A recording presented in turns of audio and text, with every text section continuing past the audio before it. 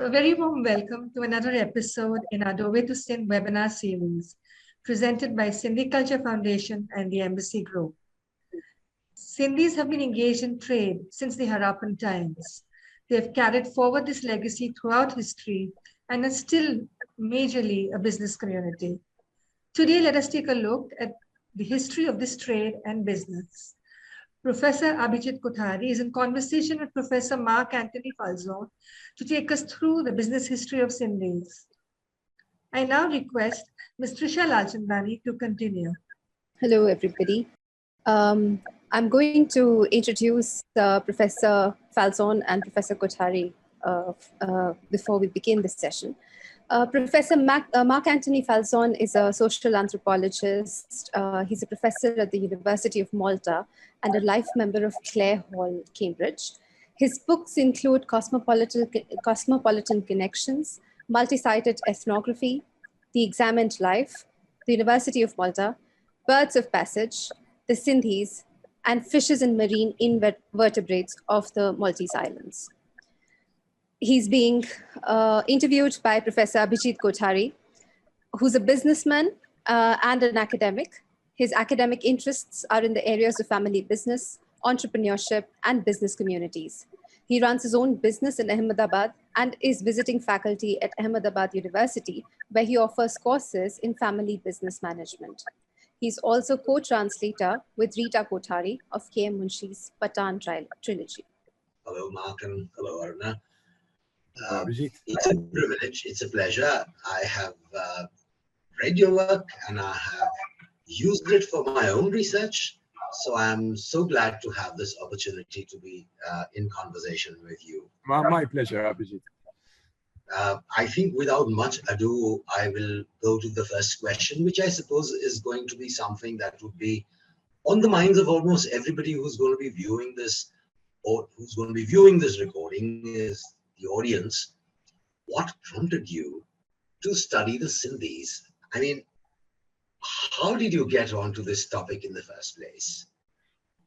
Well, accidents do happen. Now I'm from Malta, which is a small state. No, in Europe, it's the smallest state in the European Union.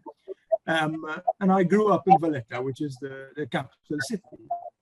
Now, part of the history of Malta is that, like India, it was part of the British Empire for a long time. And when I was a child in Valletta, actually in the same street where I lived, there were, we called them Indians. We didn't call them Sindhis. We called them Indians, Indiani, Maltese, because there were no other Indians in Malta, or Sindhis were the only Indians in Malta, really, unlike today. So I remember as a child seeing Indians around me, but of course not understanding anything, seeing them as people who wore exotic saris, because many of them wore saris, even to run their errands, their everyday errands, and so on. And also going to Indian run shops in Valletta. They sold electronics. My mum would buy textiles, for example, or clothes at Indian run boutiques. So that was my initiation into Sindhi life. Fast forward a few years, and I was a student at university, and probably like many students, scratching my head to try to figure out what to study for my dissertation. I had lots of ideas, but none sort of in particular that really seemed to. In any case, and I was talking to someone, and she said, "Why not study us, Sindhis, Indians in Malta?" She said, "We've been here for the community has been in Malta for about 150 years, and no one has ever written anything about Indians in Malta." And that's actually how I first got to know about Sindhis. And it was immediately extremely fascinating because I mean, I found myself looking into the history of mobile trade, looking into the trading links that are part of empire, reading up on the Suez Canal, for example. The opening of the Suez Canal in 1870 really changed the geography of trade and integrated far-off places like Malta and, at the time, Hyderabad, Sindh. Incidentally, all of the Sindhis in Malta were Hyderabadis. They were Bhibans from Bhiban families, Hyderabadi Bhibans, originally Sindhwakis, of course. So that's how it started. And then I went on to, of course, to develop this interest. Interesting, quite interesting. You started out with the Sindhis in Malta, went on to study them in London, in Mumbai, at multiple locations. What was it like to be doing field work at so many different locations? I mean, it couldn't really, having done some field work myself, I can understand what it involves to be doing detailed field work in one place, but to pick up multiple sites, that's something that's quite, to me, difficult. I don't know how you cope with it. You care to share something a little bit about that? Well, I mean, I was younger at the time, and I had money which was not my own, so it was lovely to be able to spend it. And I think selective memory makes me remember it as an absolutely great time. But more seriously, logistically, it could, there was a bit of a nightmare side to it because I had to relocate and all that. But it was exciting because I got to travel between different places. And, I would like to think that at least in that aspect, I became a bit of a Sindhi myself. Because one of the things that Sindhis are rightly renowned for is this what I like to call a spatial fluency, a willingness to travel, to explore, to not be limited to one place. So in anthropology, we call it participant observation, really, which is you don't just observe the people you study, but you also try to sample. Sample is not quite the right word, but partake in, part of their lives. So moving around was a form of participant observation. So there was also a methodological bent to this moving around, because I could, as I said, become, in this aspect, a bit of a Sindhi. All right.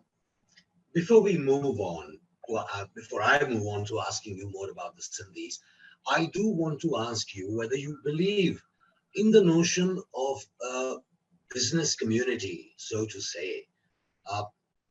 If yes, what do you think characterizes a business community or a merchant community? You mean with respect to Sindhis? In general first, and then more specifically in respect to Sindhis.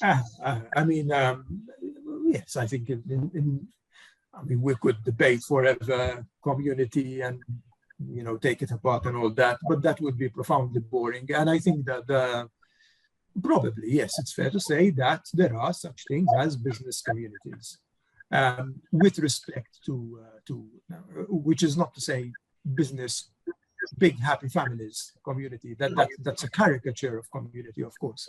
But there are groups, yes, that are in business with respect to well, let's look at the term business community.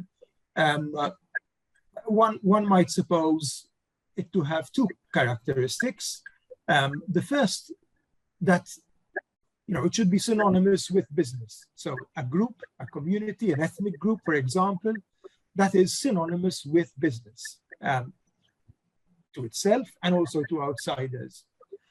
The second probably characteristic is that the members of that group routinely or episodically tap into the resources of community, of ethnicity, for example, of extended family, family in the broadest sense, in their pursuit of enterprise. So I think those two characteristics coupled, combined, it is a group that is synonymous with business and a group that routinely taps into the resources of community in its pursuit of business, of enterprise, can be called a business community, yes. Now, with respect to Sindhis, I think it's very fair to call them a business community. That is not to say that all Sindhis are in business. Of course not. I mean, you know, I've met Sindhis who are journalists in the professions, and not, of course, not all Sindhis are business people. But I mean, I don't think many people would take issue with the idea that Sindhis are, in fact, synonymous with business. One of the first things that comes to mind when you say Sindhi in India and elsewhere, and to Sindhis themselves, is in fact business. Looking at history, I think one might speak of a set of convergent histories. The history of Shikarpuris, the history of Sindh workers, for example, the many histories that Sindhis have produced in the many places they have lived in. So there are convergent histories that earn Sindhis, I think, a place, probably a peach of a place in the history of Indian business. So certainly in that respect, I think Sindhis are a business community. They demonstrate these convergent histories.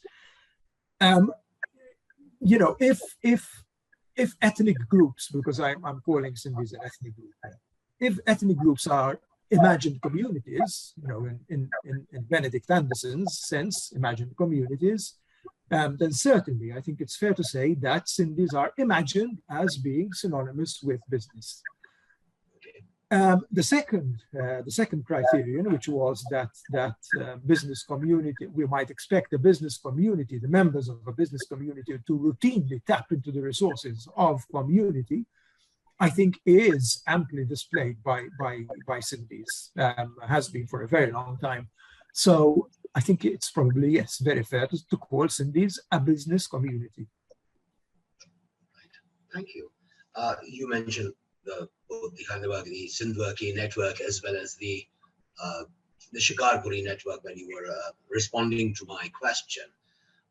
Both these were primarily, I mean, they were not just primarily, they were Hindu Sindhis in pre-partition Sindh. I mean, the origins of these networks.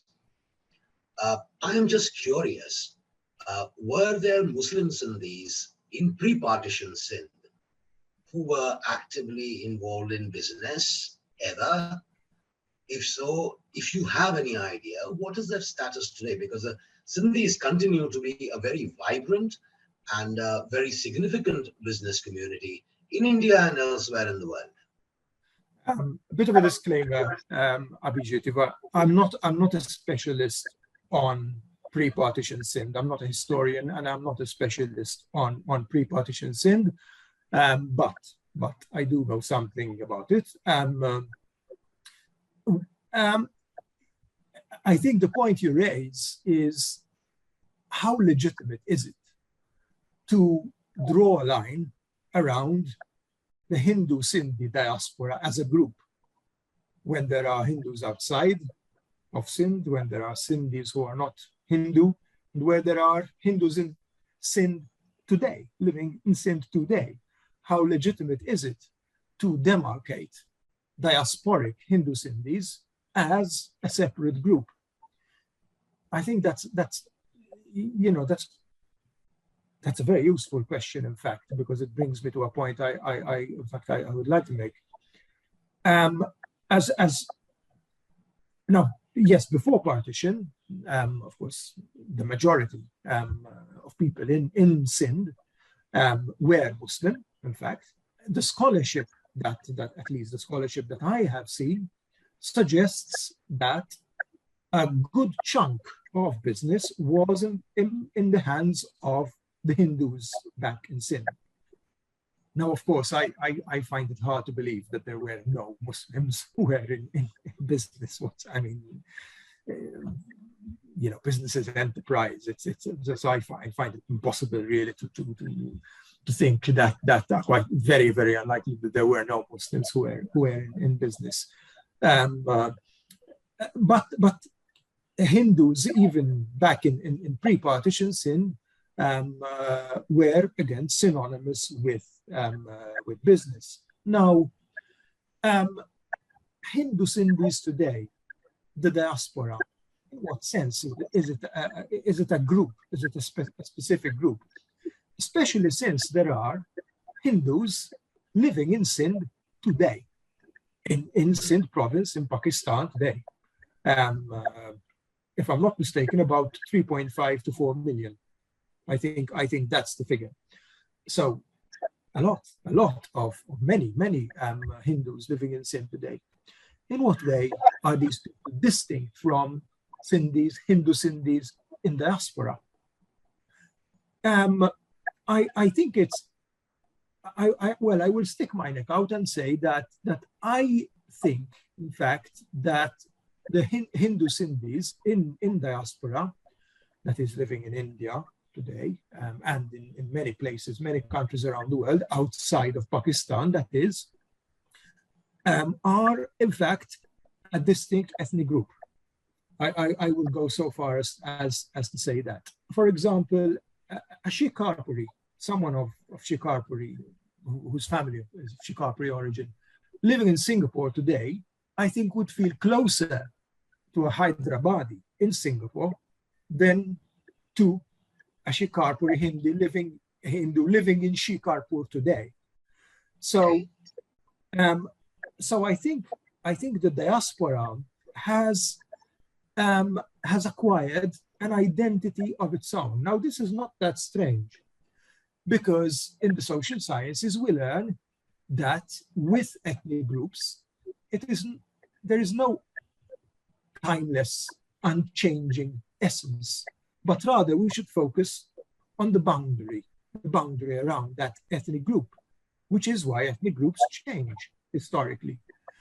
And I think especially after a partition, partly the history of mobility of certain Hindus in Sindh before partition, and then subsequent to that, the experience of partition, which means that diasporic Sindhis relate to Sindh as a remembered homeland and remembered through the experience of partition. It is a very definite kind of relationship with the homeland, because when we say diaspora, one of the criteria of diaspora is in fact that people in diaspora continue to relate with the homeland in some way or other.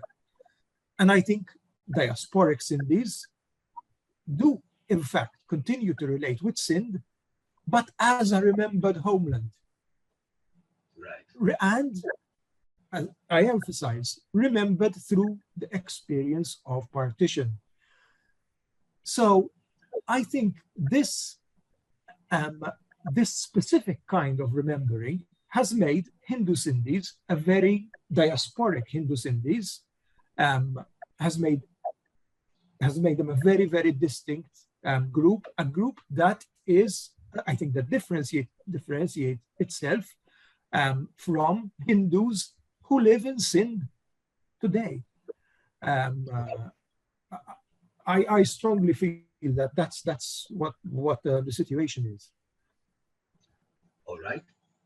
In fact, you have sort of answered the other question I had in mind with you, because, like you said, it's an imagined homeland in a way, because especially the now generation, the second generation post-partition, it's almost a mythical homeland, because they didn't even actually go through the experience of partition. It's hearsay for them.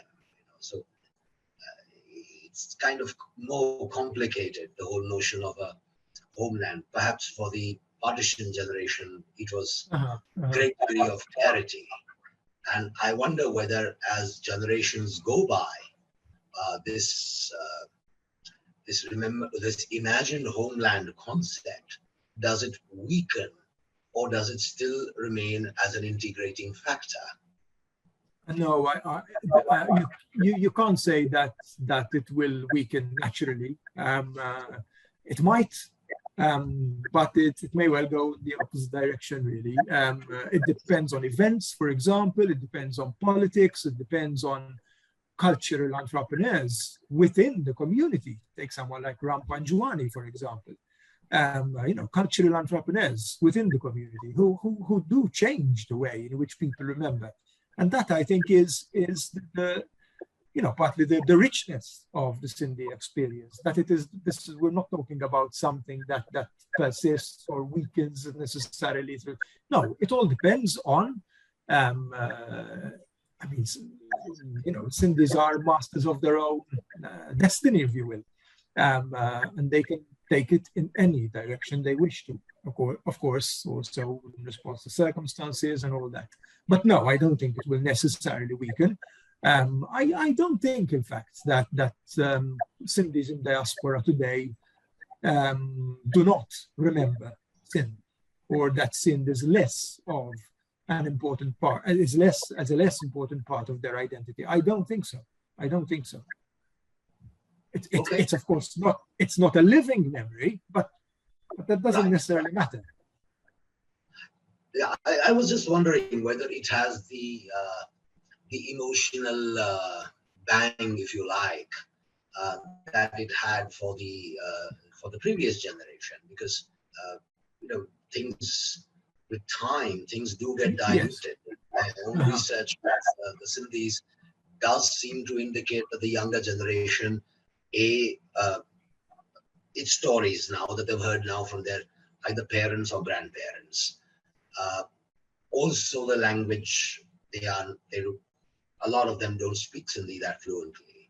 So all these factors, which is what made me wonder. I mean, I don't know whether, but I think what you say, okay, I get a sense of what. Because memory and emotion it doesn't work mechanically. Abhijit, for example, you can get terribly nostalgic and emotional for a time you don't actually remember. Very true. Fair enough. Fair enough. We know that. Okay. I had a question occurred to me when you were responding. You said that a Sindhwarki in Hong Kong is perhaps closer to a Shikarpuri in Hong Kong rather than to a Shikarpuri living in Pakistan. Fair enough. Suppose I ask you a question about a Sindhwarki in India and a Shikarpuri in India. How do they view each other? Is there a, I mean, you're probably in a much better position to answer that than I am, but since I'm doing the singing, well, I mean, it really all depends on there are other factors as well that come into play. Education, for example, wealth, current occupation. So there are people, there are marriages between Shikarpuris and Hyderabadis, and that said, most Sindhis I have met in India do remember their origins. So I have rarely met a Sindhi who told me, I don't know if my family of Shikarpuri is Shikarpuri or Hyderabadi or Biban or some did say it no longer matters, but I'm not so sure. Or they might say it no longer matters except when it comes to marriage. Absolutely. I mean, marriage is quite an important part of life. I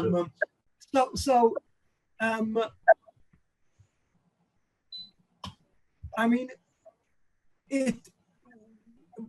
that memory of origin, I think, is still part of Hindu life in India today. Yes.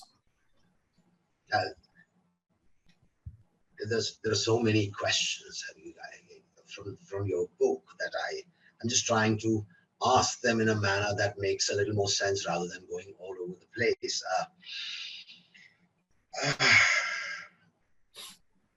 All right, I think, Mark, you will have to, I mean, this is ridiculous for me to ask you to try and make, because the questions I want to ask you are not going to make sense for someone who's not familiar with your work in a slightly more detail. So I do want you to talk about the two concepts that you have elaborated so much in detail in your book. A, that the Sindhis are a cosmopolitan community, and B, this notion of corporacy. Okay. And I know it's unfair, you know, a 350-page book, and I say, no, I'll do my best. I'll do my best. Okay. No, I think it's a very fair question, Abhijit, and quite, very intriguing one as well. So thank you for asking it. Let's start with cosmopolitanism. In fact, the two are, as you know, closely connected. First of all, what do we mean by cosmopolitanism? Cosmopolitanism can have different meanings. The more sort of serious meaning is a political philosophy. So Immanuel Kant, for example, believed that cosmopolitanism, a cosmopolitan politics, a world government, was the key to what he called perpetual peace. So a political philosopher foregrounding cosmopolitanism as a key to perpetual peace. Cosmopolitanism as a political philosophy goes back a very long time to ancient Greece. Diogenes, for example, Diogenes the Cynic, who lived in a barrel, apparently, according to tradition, in order to, to sort of, not to negate, but his attitude towards the world. In a way, he lived in a barrel, but he claimed to be a citizen of the world. What he meant was that his first allegiance was to the cosmos, to the world, rather than to his polis, to his city-state. So that's one meaning of cosmopolitanism as a political philosophy. Then there is, at the other extreme, perhaps a more banal cosmopolitanism. So, for example, I might do up my house in a way that by sort of ransacking a bit of some Asian stuff, and then some African carvings, and then some art glass from to sort of convey a sense of worldly sophistication and cosmopolitan tastes and so on. In the case of Sindhis, what I mean by cosmopolitanism is, first of all, geographical spread. So this is a cosmopolitanism that is born in and of mobility, geographical spread.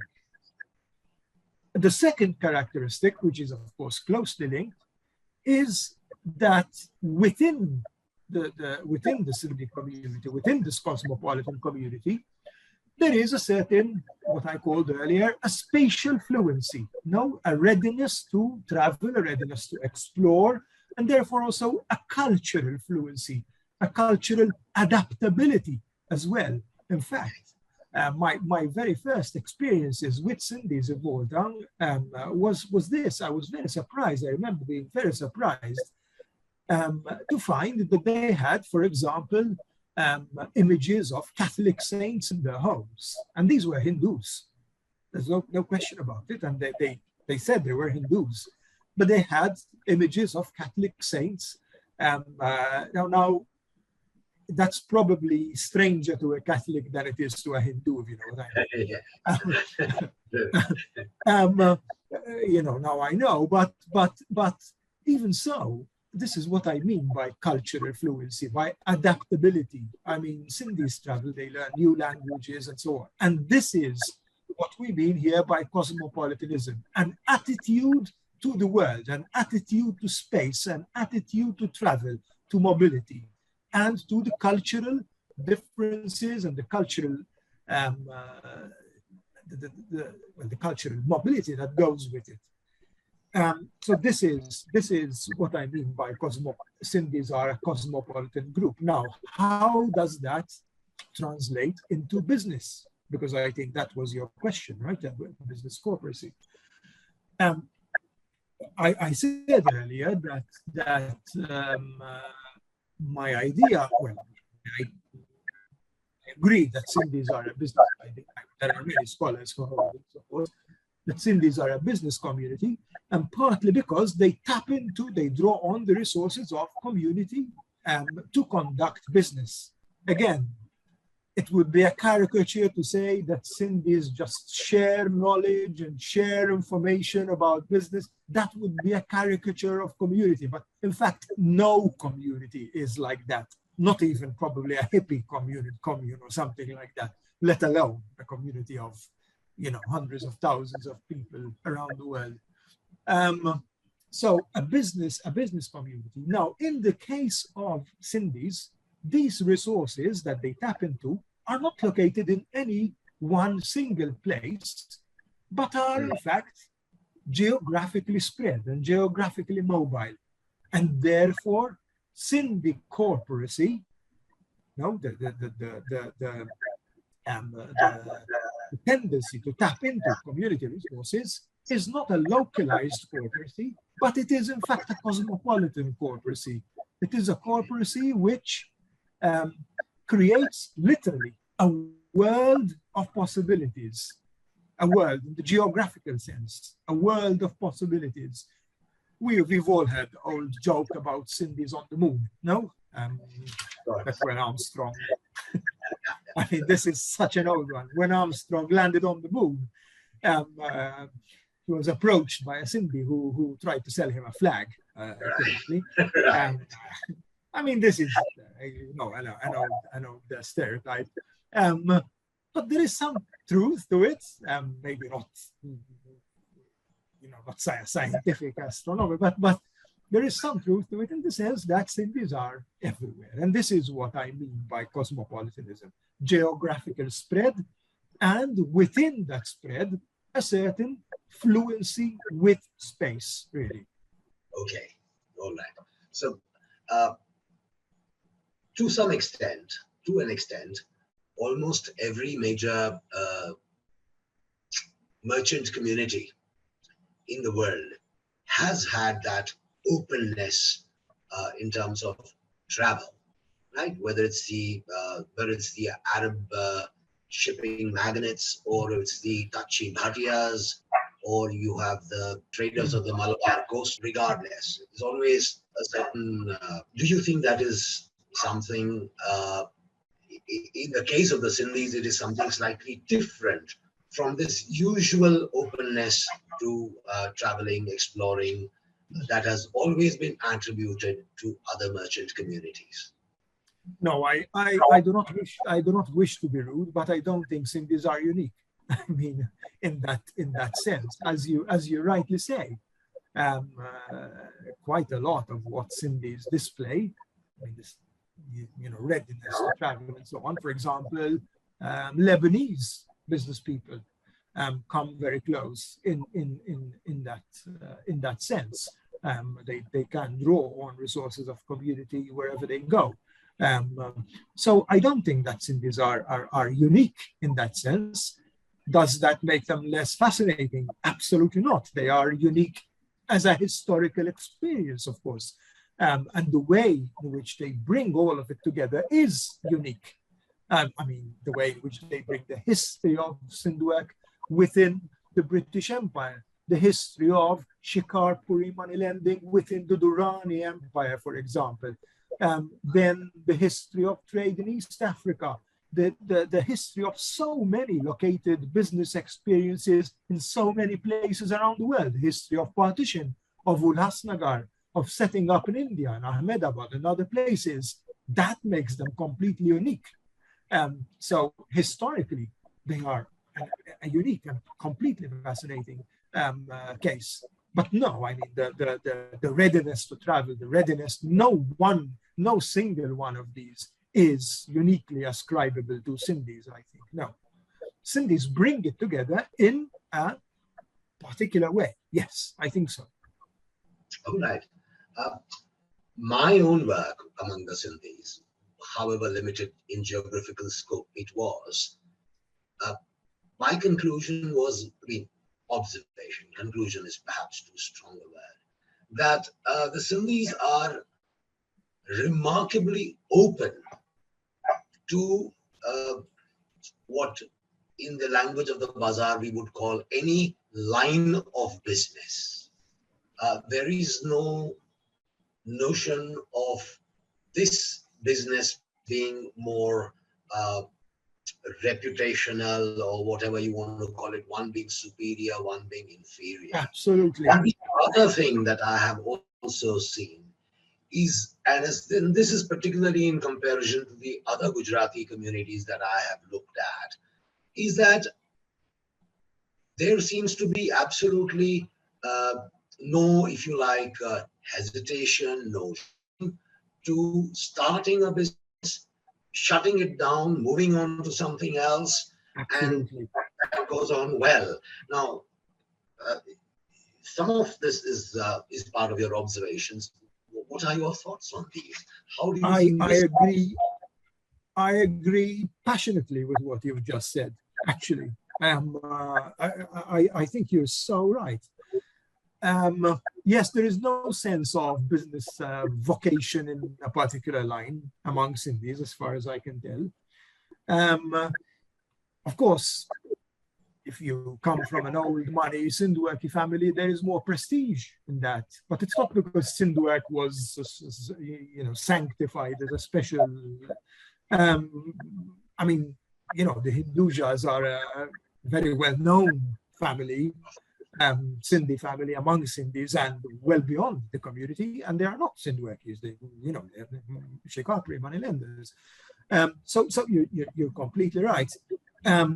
In fact, I think this really brings us to the heart of the matter, Abhijit. That perhaps if we must try to look for specific characteristics, and why not? We might speak of family resemblances, let's put it this way, in Wittgenstein's sense. So not a tick list of attributes. I think that would be pushing it, but family resemblances. I think the first characteristic of Sindhis is, we might say, the compulsion to strike out on one's own. That is, so many Sindhis have been employed, in services with other Sindhi companies and so on. But when you study Sindhi business, when you talk to Sindhis, when you look at their businesses, you find that there is a really strong urge to strike out on one's own and set up your own business. Maybe that is the one thing that all Sindhis really look up to. This sort of, this self-reliance to set up your own business, even if it's a small business selling, I don't know, small things in Dubai, whatever. But you are your own employee. You are on your own. So that's the first. The second is, I think, the readiness to take risks. To take risks and to explore lines, to explore different lines. And this really brings me to what you've just said, which as I said, I agree very strongly with. Historically, there have been lines in which Sindhis concentrated, but that was as it happened, really, not because the group is known for one particular line. We can give some examples later if you like. There are many well-known examples, high-profile examples. So in any case, the characteristic to take risks, to explore new lines, and this, of course, this is coupled with also a certain ability to bounce back. I mean, one thing I say in my book, Abhijit, is that there is no such thing as a Sindhi miracle. I mean, not all Sindhi businesses do well, I mean, some do very well indeed. Others do well enough to afford a decent living to the people who and many others, in fact, do not do well and fail and all that. And when you study Sindhi business, it is also the study of businesses that do not do well, that fail, people who go bust. But in all this, you notice a certain ability to bounce back. I've met so many Sindhis. You probably have met more because you are, closer to the actual experience probably than I am now. So many Sindhis who lost everything in business, who lost everything because they had to uproot from East Africa, for example, or wherever in the late 60s, but who came back. Sometimes in entirely different lines. So if they were in import and wholesale in East Africa, for example, and then they set up in retail souvenirs in St. Martin 5 years later. It's astonishing, really, very, very astonishing. I think, and again, the subtext to that is mobility. So you see how the compulsion to strike out on your own, the readiness to take risks, the tendency to bounce back, and the urge, or not the urge, but the readiness to be mobile are combined in, let's call it a uniquely Sindhi. Let me go back on what I said a few minutes ago. Let's call it a uniquely Sindhi experience. This combination of these different business attributes. Yeah, no, that to me, in fact, because I was studying two different communities, and when with the Sindhis, they really stand out. This mobility is not just spatial mobility, but mobility among businesses, which is very unusual. I can imagine people adding on a portfolio, building up a portfolio, like the Marwadis, for example. But to switch from one to another, shutting down that business, not letting that affect you, not only in your own imagination, but even in the way you are imagined by the community. This was something that for me was unique among the Sindhis. Yes, so, I mean, the fashionable word these days is to reinvent yourself. Yeah. And I suspect it has a Sindhi etymology. Perhaps I wouldn't be surprised. Okay. Given the fact that there is this kind of mobility, that the Sindhis are not wedded to any particular line of business, so to say, and yet when I was carrying out my work, which actually was, I think my bias was towards that sort of study, there are certain businesses in which the Sindhis do seem to, if you like, dominate, whether it's numerically, whether it's in terms of, so for example, in Gujarat, and this is purely an observation in Gujarat, fruits, wholesale and retailing of fruits, wholesale retailing of dry fruits. In Ahmedabad and Mumbai, retail electronics trade, and the retail electronics trade even at many, many places. You mentioned yourself, your own experience in Malta. Do you have any idea as to, why is there a tendency for the Sindhis, let's say, having already qualified ourselves by saying that there is a huge amount of mobility, but is there a kind of a tendency to move towards certain kinds of business? Again, yeah, absolutely. No, I think you've put your finger on it. Actually, the answer is probably long and complex, but I'll try to because what you've just described is very, very real. In fact, it's a central characteristic of Sindhi business, I think, probably for hundreds of years, actually. So yes, it's absolutely true that when you look at the history of Sindh, the history, I mean, to contemporary times, the history of Sindhi business worldwide, you find that episodically, there are episodes during which Sindhis, or many Sindhis, concentrate in sometimes places and also or in specific lines. Let's look at a couple of examples of these. Shikarpuri moneylenders, for example. Right. They were a cluster of Sindhis from Shikarpur, most of them were from Shikarpur, who conducted long distance banking in Central Asia and so on. And for a long time, for several decades, in fact, they prevailed in that sector, and they formed a cluster of relatively successful, highly successful, in fact, business people in that field for that period of time. Sindhwork. Sindhwork, as far as we know, originated around the mid-19th century for various reasons, but we can't go into here. And for almost 100 years, well, I think Sindhwork is still a legacy, but let's say around 100 years or so.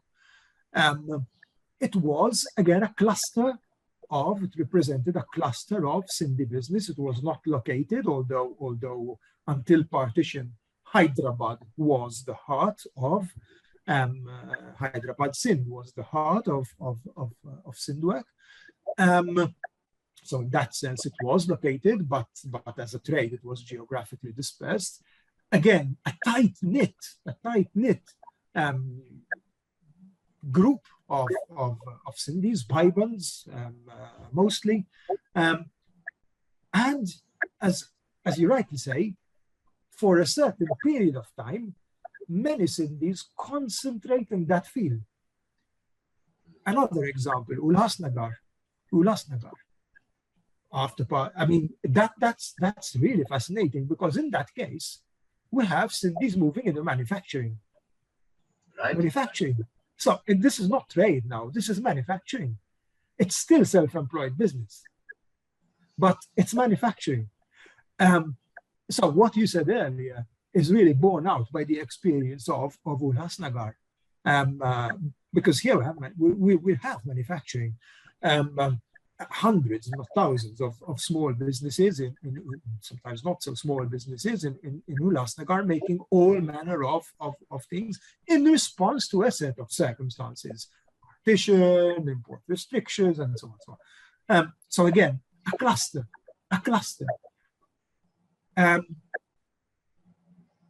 London in the second part of the 20th century. Again, the electronics, as you mentioned for Mumbai, electronics, for example, or commission houses in London that for a couple of decades really attracted so many Sindhis. As a last example, I'll mention probably a very unexpected one. Media producers in Indonesia. And this really shows absolutely, this shows the business promiscuity, of That's a great word. Great word. Media producers in Indonesia. This is not something I have studied, but it's something that is well documented in the scholarship. Maria Mutel has written about this, for example. To cut a long story short, there was a history of Sindhworkies in Indonesia, of course, and then in the 70s and the 80s and the 90s, Sindhis originally, first they started importing films and distributing films, so more on the trade side of things. But then with import restrictions, they became producers of films in Indonesia. And one of the things that really helped them in this was they could draw on finance networks within the Sindhi community, Shikarpuris and so on, within the Sindhi community. Eventually, they turned, when the market was liberalized in Indonesia, where restrictions were lifted and all that, they actually became producers of what are known in Indonesia sinetron, soap opera, not just. Okay. Right. But Sindhi producers became the pioneers of a specific kind of soap opera. Sinetron Ramadan, they were called, Sinetron Ramadan, Islamic soap opera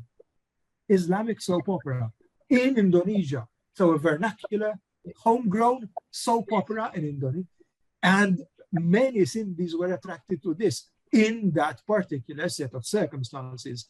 So what you said, Abhijit, is so true that when you look at the history of Sindhi business, it is a history of different groups, different pockets, and different episodes, different historical circumstances, attracting people.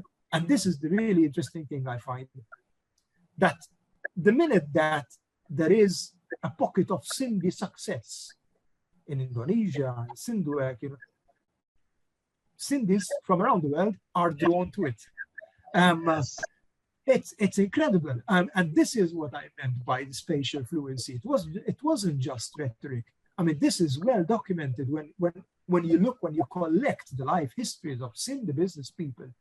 You find them, all of them, of course, but many of them, you find that many of them, in fact, moved from place to place in search of these pockets of opportunity. Sindhwork is the classic example because, of course, it lasted a long time, and it was a well-established network, and it employed thousands of Sindhis over the years, and many of them set up their own businesses eventually, and so on.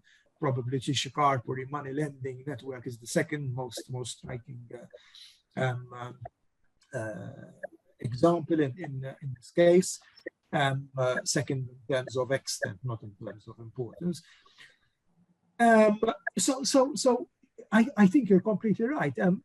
You find, and these are very, very disparate examples, manufacturing in Nasnagar and producing Islamic soap opera in Indonesia. What could be more different than that? And yet, you find Sindhis drawing on the same set of resources to enable them to do this kind of business with considerable success. And I think this is this ability to bounce back, really, even as a group. As a group, Sindhis have followed opportunities and many times also created them, because Sindhwork was not people following opportunity. It was people creating opportunity. This is enterprise in its purest sense. The production of Islamic soap opera was not something that Sindhis adapted to, that they followed. It was something that they developed out of an entrepreneurial spirit. Yeah. Now, this last example is something new to me. I was not familiar with it. I was amazed when I read about it. I have to be honest. It's almost like the icing on the cake. I mean, when you say that this is the range, I doubt if there will be too many business communities, and I use the word very freely, in the world who display, and I love that phrase of yours, such promiscuity of businesses. I think it's a fantastic example of mobility in all senses. Not just spatial, not just, but even in terms of business. Fantastic. I have one more question, and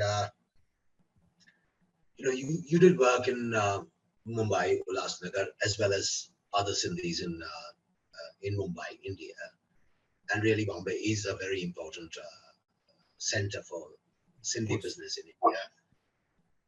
And you've done work in Malta and London, as well as other places. I don't know whether you were actually there in Africa or not, but wherever.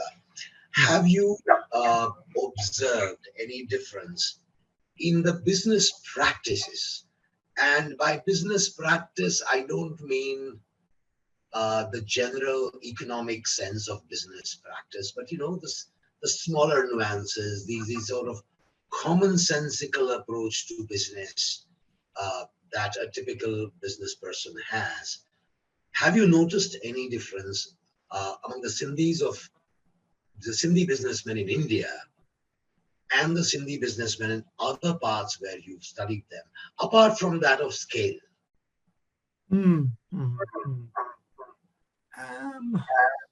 Okay, that's quite a difficult question actually, but because of course it depends on where we're comparing to. I mean,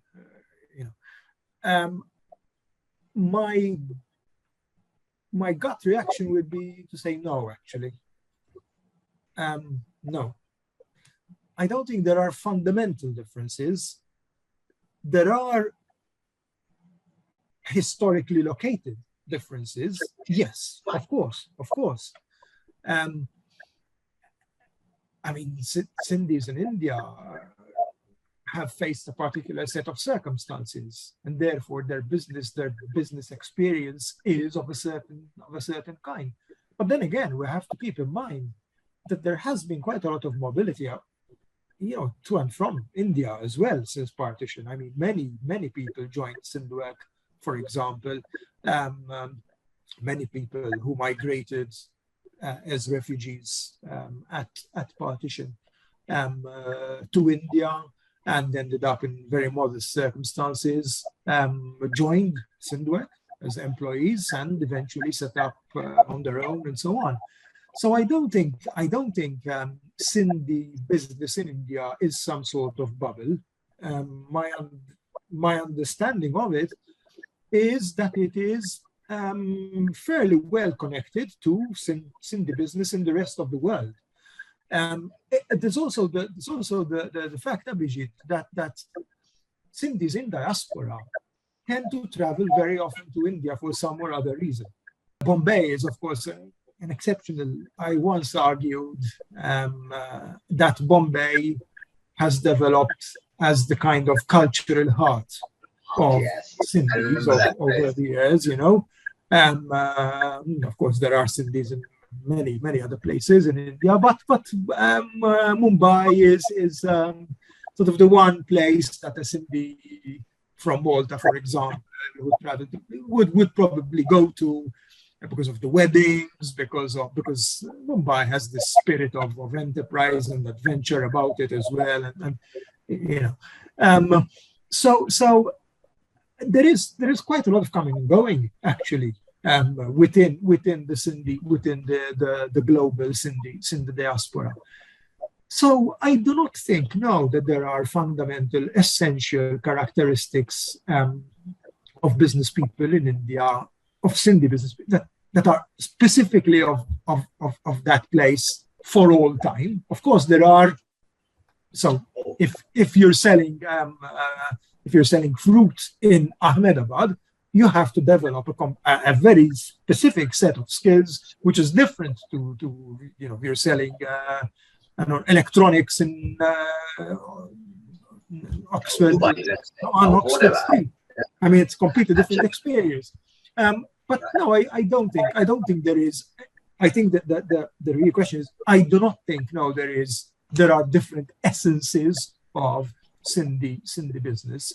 I think it very much has to do with where they happen to be located, actually. And again, this is tied to what we said earlier about the ability to adapt. Because if there were an unchanging essence of a place, then they would be much less adaptable because they would be stuck, to that place or else perish. But Sindhis are not like that. They're not like that. I mean, if something happened in Malta and the Sindhis had to leave, I'm sure they would be very happy elsewhere. I hope it doesn't happen, of course. But I'm sure they would be very happy and they would set up elsewhere very, very successfully. In fact, I know quite a few businesses, Sindhi businesses, who moved from Malta and who are doing well elsewhere. So, no, I don't think there is an essence in that sense. I think we are reaching the end of our time. Risha, shall we be wrapping up now? It's up to you. Right. That was lovely, Mark. there is no end of questions that I could keep asking. But I think I think it's been a wonderful conversation. I think not just for me, but I'm sure for all the people who are going to be listening to this, there'll be some very, very good insights. Your ideas of both cosmopolitanism and corporacy, I'm so glad you were able to explain it in a manner that would, make it legible for a large number of people who might otherwise be overwhelmed by what might to them sound like jargon. But I think the Sindhis will get it. So I hope. Thank you, sir. I hope the viewers are not too hard on me, because it's impossible to do justice to such a rich experience in an hour. But you've done a damn good job, really, Mark. We try to give a sense, I suppose, of what you've got a good sense. So, which is perhaps why you are the person who's doing. But if we had time to go into the history of, for example, Sindh work, it's mind-blowingly fascinating. I mean, and in any case, thank you, Abhijit. Thank you. No, my pleasure entirely. Thank you so much. Absolutely a pleasure. Absolutely a pleasure. Thank you. And thank you to the organizers of this wonderful series. Absolutely. I look forward to listening to many, many more of these enlightening talks. Thank you. I concur. Bye-bye. Thank you, Abhijit.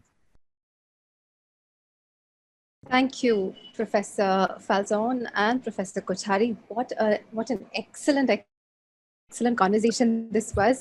Thank you, Professor Falzon, for taking us through all the work that you've done and making all of these concepts clear for a lot of people who are listening in, who are part of the session. We've always imagined Sindhis to be a mercantile community, mobile always, very adaptable. But then thank you for giving us context to that adaptability and that mobility. अज प उतर पार दे ताड़े की तवार अज प उतर पार दे ताड़े की तवार हार न हर संभारा मुझा सरया ता संगार अज प मुझे यार वसण गावे सकिया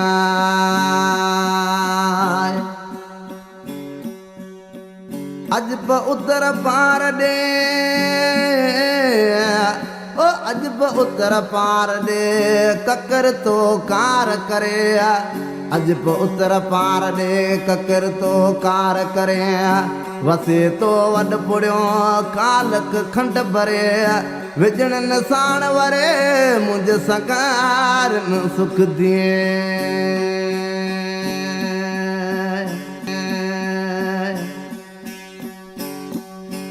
आबादिल तू आबादिल तू कर बरसात